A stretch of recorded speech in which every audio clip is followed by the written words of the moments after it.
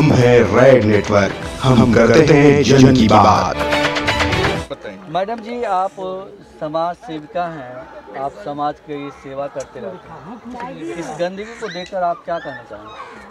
बहुत ही दुर्भाग्य है कि पटना जो कि बिहार की राजधानी है और जितने बड़े बड़े पार्टी हैं उस ऑफिस के पीछे इतनी बदहाली और इतनी गंदगी देखकर अपने आप में मतलब हमें आदमी होने पे शर्म आ रही है कि कैसे यहाँ के लोग रह रहे हैं।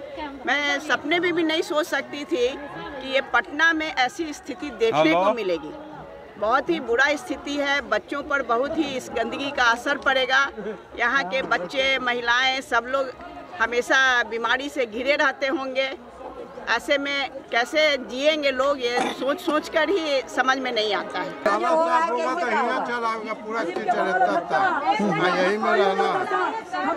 खाने का औकात ही ना, तो बनाएगा कहाँ से, करेगा कहाँ से? क्या हो रहा है, खाली सब चलते रहता है। आप क्या कह रहे हैं कि आदत पड़ गई है? हम लोग को आदत पड़ गया। हम लोग को आदत पड़ नहीं गया, देखने वाला है नहीं है तो आदत नहीं पड़ गया। नहीं जगह है, नहीं जमीन है, नहीं घर है, नहीं दूल्हा, यही में रहना, यही में खाना, यही बिछौना ओढ़ना सब है। आप क्या बताएं? हम लोग को तो कहते हैं कि मजबूरी इंसान को कुछ भी करने पर मजबूर कर देता है। इंसान कितना मजबूर है, हम जिस जगह पे हमें सांस लेने में दिक्कत हो रही है उस जगह पे एक इंसान बैठकर खाना खा रहा है और कह रहा है कि हमारे पास उपाय नहीं है, हमारी आदत हो गई है।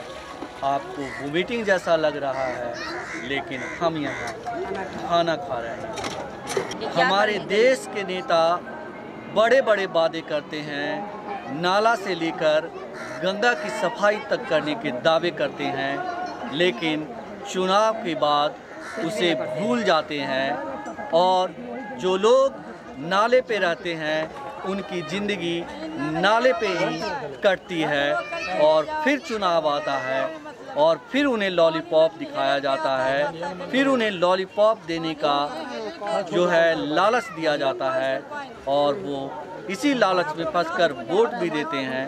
लेकिन इन जैसे लोगों की ज़िंदगी कभी नहीं बदलती। इसका उदाहरण है ये कमला नेहरू नगर, जहां 50 सालों से लोग बदलाव की बयार को लेकर तरस रहे हैं, लेकिन इनके जीवन में कभी बदलाव नहीं आया। जहाँ काम होना चाहिए ईमानदारी से हम आप सब माता बहनों के लिए काम करके दिखाएंगे। हमने पूरी सर्विस में ईमानदारी मेहनत से काम किया और एक बात है, झूठा वादा नहीं करना जानते हैं कि प्रशासन में कैसे काम करवाया जाता है। अब देखिए, अभी नहीं बात हुआ उनसे, कमिश्नर साहिबा अभी फोन हम लगा रहे हैं, तो मेयर साहब को भी फोन लगा। अच्छा, कमिश्नर साहिबा भी इनका जितना बात सुनेंगी वो मंत्री के नहीं सुनेंगी। तो काम कराना भी जानते। हमारे ही पटना सिटी की वो मेयर भी है सीता साहू जी, उसी 58 नंबर वार्ड में आनंद टॉकी, हमारा भी घर है पश्चिम दरवाजा आनंद टॉकी। तो वहीं के हम यहाँ के रहने वाले। पहले भी आप लोगों ने बहुत से जिन नेताओं को चुना, वो दिल्ली में है, बॉम्बे है, खाली टेलीविज़न में देखिएगा, अच्छी अच्छी बातें करते हैं, फिल्मैया बातें करते हैं, काम नहीं करते। कब आप बताएं, 10 साल में कितना बार आपके बीच दूसरे को खामोश कराते हैं, खामोश, और खुद खामोश रहते हैं। आज तक एक क्वेश्चन पार्लियामेंट में नहीं उठाए, खुद खामोश रहते हैं। बिल्कुल, माने 5 साल में एक क्वेश्चन आपने नहीं किया पार्लियामेंट में। क्या समाज को चाहिए, क्या उनका दुख दर्द है? जीते के बाद कितना बार ये करते हैं, को बार पहचानते कौन है कि हमारे ये पटना साहिब का सांसद कौन है? पहचानते ही नहीं तो फिर वो गुमशुदा रहते ही नहीं तो पहचाने। पूनम देवी बीजेपी से, वो भी कभी और उनको फिर टिकट चाहिए किसी न किसी पार्टी से लड़ने का। सिचुएशन कोई भी हो, लोकेशन यही 2014 मैंने जनता त्रस्त रही है, कोई परवाह नहीं, खुद वोट मांगने यहाँ आई नहीं, लेकिन रहेंगे फिर से आगे वही चुन के आएंगे। हमने पुलिस निगम में हम CMD थे, गांधी मैदान जो खोपरा फोर्स थाना था, हमने तोड़वा के 6 मंजिला बिल्डिंग खड़ा किया। वहाँ पे हमारा तख्ती लगा है, लिफ्ट लगवाए थाना बिल्डिंग में हमने। तो जहाँ जो काम मिला हमने अच्छे से किया, ईमानदारी से किया। मिलेगा सर सपोर्ट। सब तो लोग सर बड़े बड़े लोग को काम करते हैं। एक बार अगर आपको जीतना है तो गरीब को दिल जीतिए। गरीब का ही सबसे पहले। बड़े लोग तो बड़े ही को काम करते हैं, गरीब को आज तक किसी ने किया काम नहीं। हम अपने लेकिन अगर सर आपको जीतना है तो इस गरीब को जिताइए, पहले गरीब को दिल जीतिए। आप अपने आप पूरा प्रधानमंत्री बन जाइएगा। मुख्यमंत्री छोड़िए, मंत्री छोड़िए, विधायक छोड़िए, प्रधानमंत्री तक पहुंच सकते हैं सर। हम तो कह रहे हैं कि हम अफसर रहे, हमारे दिल में इंसानियत है। हम चाहते हैं गरीबों के लिए खास करके। हम तो बोल रहे हैं कि हम मैडम जाके 40,000 में अपने पैसे से पटना जंक्शन बाथरूम बनवा दिए ऑटो ड्राइवर के लिए, महिला ड्राइवर के लिए। वहाँ हम लोग का बोर्ड लगा हुआ है। पूरा धर्मशाला हम उस समय तो चुनाव का नामो निशान नहीं था। 6 महीना पहले सब हम कराए। हम लोग को इतना दिल में दर्द, सिलाई मशीन दिए हैं। भगवान के दया से कुछ कमी नहीं है। जो हमारा है आप लोग का, समाज का और जरूरतमंद गरीबों का सबसे पहले जो भी हम करते ये हमने करवाया। देखिए अभी हमने बात की चुनाव का क्या रिजल्ट होगा, हमने तो आपका काम शुरू कर दिया। यहाँ किया हो जाएगा, नाला साफ हो जाएगा, हर चीज हो जाएगा। फिर तकलीफ क्या चीज आपको भी नहीं करेगा आदमी, ऐसी बात नहीं कि नहीं करेगा। कागज तो दे दिया। कोई बात होगी हमको फोन करना।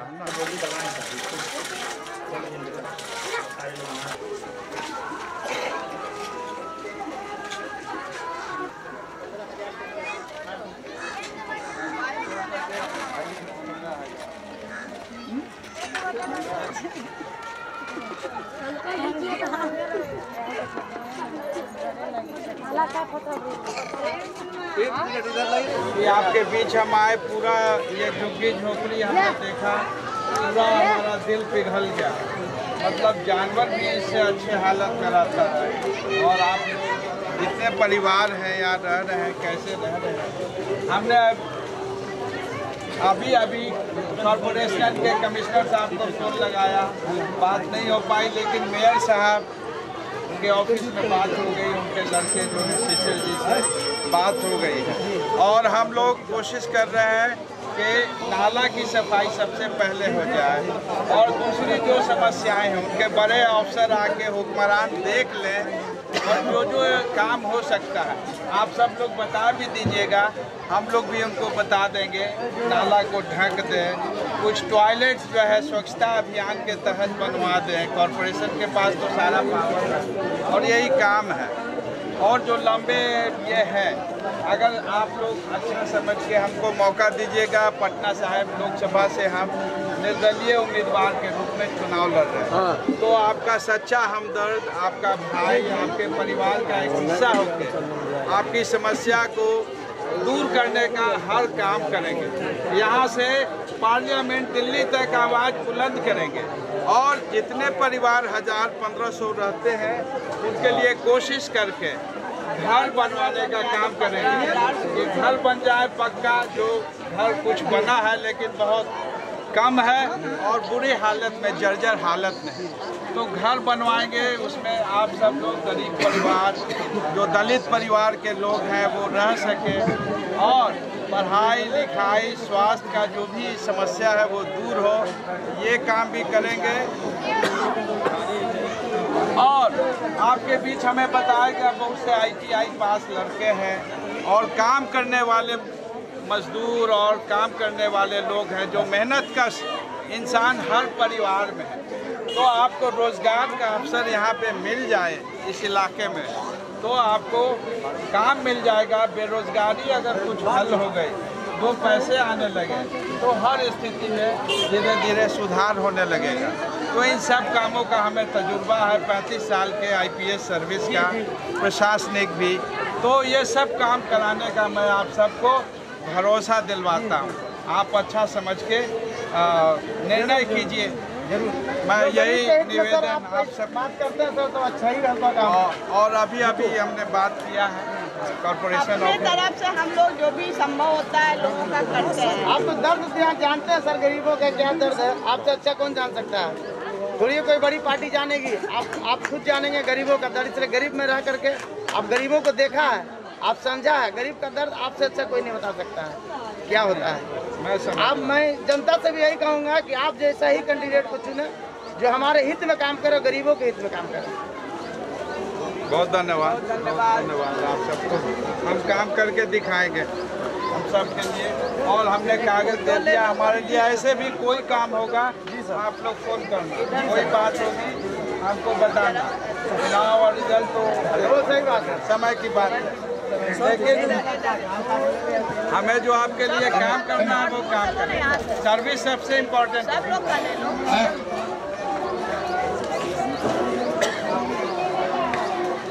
ठीक सामने ये देखिए कमला नेहरू नगर झुग्गी झोपड़ी का इलाका है, जिसके बारे में कहा जाता है कि बिहार का सबसे बड़ा ये झुग्गी झोपड़ी का इलाका है। यहाँ तकरीबन 2000 से ज़्यादा फैमिली इसमें रहती है। और हम अभी लौट रहे हैं किसी झुग्गी झोपड़ी से, और वहाँ हमें मिले हैं अशोक गुप्ता जी, जो पटना साहिब से निर्दलीय प्रत्याशी हैं लोकसभा चुनाव के। और ये आज गरीब लोगों की बदहाल ज़िंदगी से रूबरू हुए हैं। हम इनसे जानते हैं कि अब ये झुग्गी झोपड़ी से बाहर निकलने के बाद ये वहाँ के बारे में क्या सोच रहे हैं। सर, आपसे मेरा यही सवाल है, वहाँ से निकलने के बाद मेरे मन में कुछ चल रहा है, आपके मन में क्या चल रहा है? मेरे मन में यही चल रहा है कि आज भी हम 20वीं सदी में चले गए हैं, 21वीं सदी शुरू हो गया है, और आज भी हमारे लोग इस नरक जैसी स्थिति में रह रहे हैं, जहां जानवरों से भी बदतर स्थिति है। इतना प्रदूषण है, निर्धन लोग रहते हैं, दलित लोग हैं, अल्पसंख्यक के लोग हैं, कमज़ोर तबके के लोग हैं, गरीब हैं और बदहाल हैं, फटे हाल हैं। टॉयलेट नहीं है, रहने को घर नहीं है, छुपाने को कपड़े नहीं हैं, और ये राजधानी की नाक पर ये सब बसे हुए हैं। तो सचमुच बहुत ही चिंताजनक दयनीय स्थिति है, बहुत ही सोचने वाली स्थिति है, और इसमें तत्काल कुछ किए जाने की आवश्यकता है।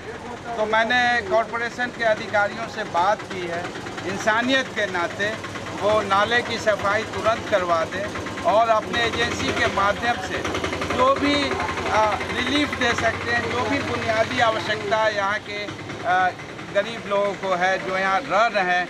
10,000 से अधिक की संख्या में 13,000 से अधिक परिवार रहते हैं। तो इनके लिए कॉरपोरेशन और जो भी एजेंसीज़ हैं जितना भी करेंगे कम है। तो तत्कालिक प्रभाव से यहाँ काम करना युद्ध स्तर पर शुरू कर दें। जी। हम आपको बता दें कि अशोक गुप्ता जी न सिर्फ पटना साहिब से भावी उम्मीदवार हैं, लोकसभा की उम्मीदवार हैं, बल्कि ये बिहार के एक्स डीजीपी हैं, और फ़िलहाल ये चुनाव मैदान में उतरे हैं। और इनकी पत्नी आशा गुप्ता जी, और इनकी पत्नी आशा गुप्ता जी समाज सेवा करती हैं, बिहार के दूर दराज के गांव में जाकर महिलाओं के लिए काम करती हैं। मैं इनसे जानता हूं कि यहाँ झुग्गी झोपड़ी देखने के बाद आपके मन में क्या चल रहा है यहाँ की दयनीय स्थिति को देखकर। बिहार की राजधानी पटना के नाक के नीचे सभी बड़े बड़े पार्टी ऑफिस के पीछे इतना बड़ा बस्ती है, उसकी जो हालत आज देखने को मिली है। हालांकि मैं बहुत दिनों से सुन रही थी, लेकिन फिर भी आज आने का मौका मिला है यहाँ देखने का। बहुत ही बदहाल स्थिति है। यहाँ पर आकर जितनी गंदगी देखे हैं कि वहाँ पे 5 मिनट भी बिताना मुश्किल है, लेकिन लोग रह रहे हैं, मजबूरी है, गरीब हैं, बहुत कमज़ोर वर्ग के लोग हैं, उनको कोई जो है सुविधा नहीं है, ना घर है, ना मकान है, ना पानी है। नाली बहुत ही ख़राब स्थिति में है, हर जगह नाला बन रहा है, हर जगह बाथरूम बन रहा है।